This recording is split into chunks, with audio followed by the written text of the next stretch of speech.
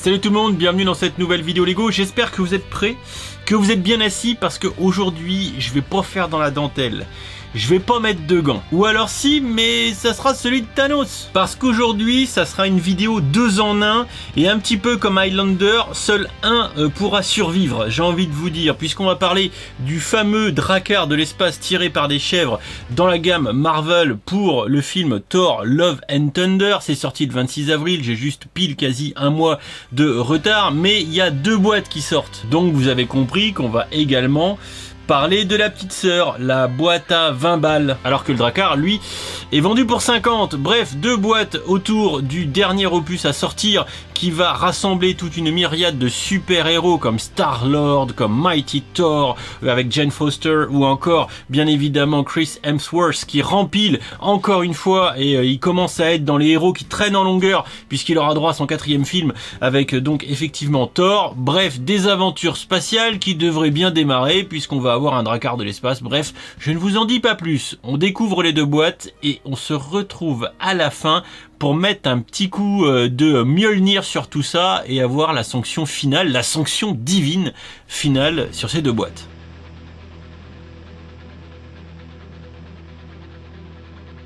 Oui, vous l'avez donc bien compris, on va découvrir dans cette même vidéo les 2 boîtes, 76-208 à gauche avec le bateau de l'espace tiré par les chèvres et à droite l'attaque on New Asgard. Et autant vous le dire tout de suite, je vais être radical, qu'on me dise pas encore des fois dans les commentaires, Dimitri, Lego t'envoie les boîtes gratuitement et du coup tu nous vends tout et n'importe quoi. Certainement pas. Cette boîte là, ici, à mon sens, elle ne présente aucun intérêt et je vous recommande donc vivement de ne pas l'acheter. Parce qu'on nous propose dedans pour 20 balles un monstre qui franchement ne ressemble à rien et je vois pas qui voudrait avoir ce monstre alors qu'on n'a même pas encore vu d'ailleurs le film qui est toujours pas sorti. Il n'y a aucune hype, aucune envie autour de ce monstre de l'espace tout bizarre, plein de stickers qui nous inspire pas du tout.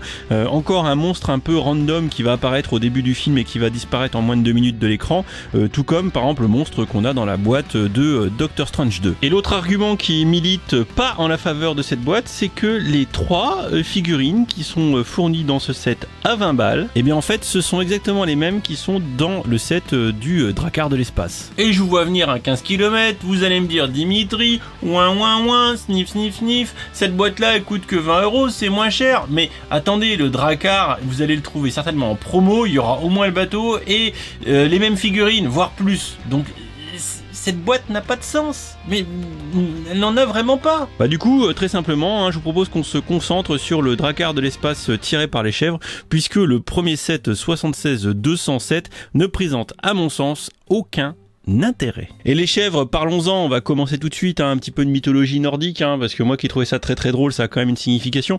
Mais donc déjà les 2 chèvres, donc il y a tous Schneicher et tous Grinder, elles ont des petits noms, ont des têtes tampographiées. Je vous laisse admirer le travail. On a même du petit stickers sur le dos des bestioles pour un petit peu simuler le pelage, voilà, puisque quand même faudrait pas abîmer la moumoute dans l'espace. Et comme vous le devinez ici, on pourra leur bouger un peu les patounes de manière plus ou moins simple.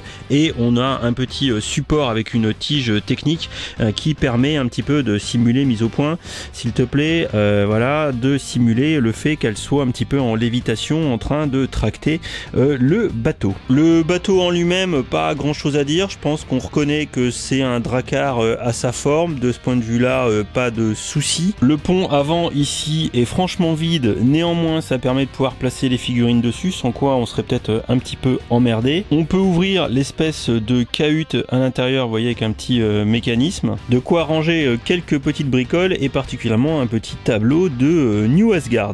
Les motifs à l'avant sont plutôt sympas. Vous pouvez aussi constater qu'il y a du stickers un petit peu partout avec le Asgard Tour.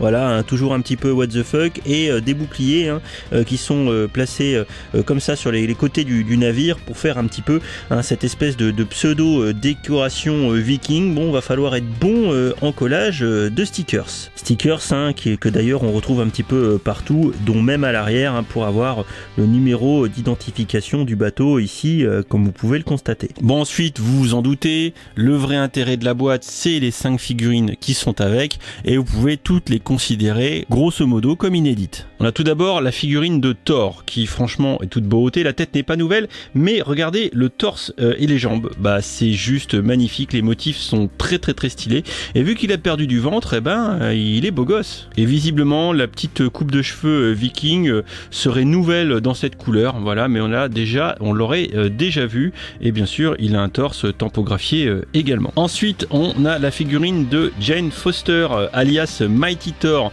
donc pareil, ici un torse et jambes inédites, petit casque aussi qui a l'air inédit, casque du coup en bi-injection, puisqu'on a le casque et les cheveux dedans, regardez les cheveux, c'est vraiment très mignon. On a d'ailleurs une double tête nouvelle également pour cette figurine de Miss Jane Foster, voilà une belle figurine qui, comme vous l'avez deviné tout à l'heure, comme celle de Thor, est également dans le set du monstre bizarre qu'il faut pas acheter. On a ensuite Gore, le méchant de l'affaire, avec un espèce de haut momifié et une tête grise vraiment pas très sympathique. Le monsieur a pour l'air très gentil, avec du coup tempo avant et arrière différentes, voilà, c'est plutôt stylé. Une figurine tout comme Thor et Mighty Thor qu'on a également dans le set 207 qu'il faut pas acheter. Les deux figurines qui sont vraiment inédites à cette boîte, puisque pas en commune avec le set 207 qu'il faut pas acheter, et bien c'est ici Korg qui est vraiment très stylé. J'aime beaucoup l'espèce de ceinture mouton qu'il a et les motifs qu'il a sur son torse, c'est vraiment plutôt sympa, une figurine plutôt cool. Alors je pense que ce qui fait sa tête, l'espèce de rocher, ça on avait très certainement déjà vu de ce point de vue là, mais la figurine n'en reste néanmoins franchement très sympathique. Enfin on a la figurine de Valkyrie, la nouvelle reine de New Asgard, figurine très sympathique, tout est inédit globalement dans cette figurine. Je trouve le torse et les jambes vraiment très sympa, regardez un peu le détail. Alors bien sûr, comme tous les personnages du film, rien n'est sorti encore au cinéma, donc donner un petit peu l'avis sur la fidélité, c'est carrément pas possible, mais bien sûr on appréciera les impressions, donc ici avec la deuxième version de la tête,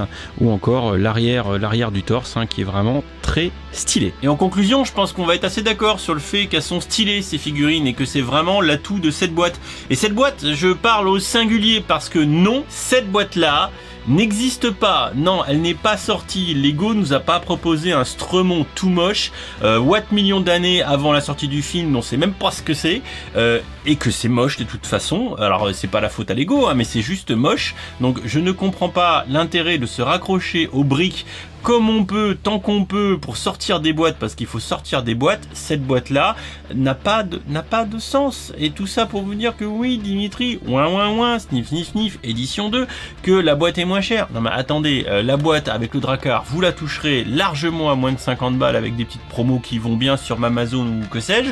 Elle est déjà dans un très bon rapport qualité-prix parce qu'elle a 70 € du kilo, la boîte du Drakkar, donc elle est déjà plutôt pas mal positionnée. Le Drakkar en lui-même, on s'en tape un peu quand même, soyons honnêtes. On va garder les chèvres et les figurines. Voilà, ça c'est à mon avis ce qu'il faut retenir. Pour tous ceux qui commencent à me dire, oui Dimitri, en ce moment tu tailles pas mal, mais tu as ça avec un point de vue d'affole, tout ça, oui peut-être, mais là on est quand même dans des sets qui ont des jouabilités qui sont super limitées et que le seul contenu vraiment intéressant ça reste les figurines. Le Drakkar est super minimaliste, le set tout moche, j'en parle même pas, il n'y a rien dedans, donc clairement à un moment donné vous avez tout aussi mieux fait, bien fait d'aller chercher pour le même prix des boîtes dans les gammes Creator 3 en 1, City, Friends, ce que vous voulez, où vous aurez largement plus de briques, largement plus de contenu, et chercher à nouveau à chaque fois aller chercher de la licence chez Lego, là où vous savez que vous la payez, c'est uniquement si vous êtes fan hardcore et que vous avez vraiment envie de la figurine qui va bien, etc.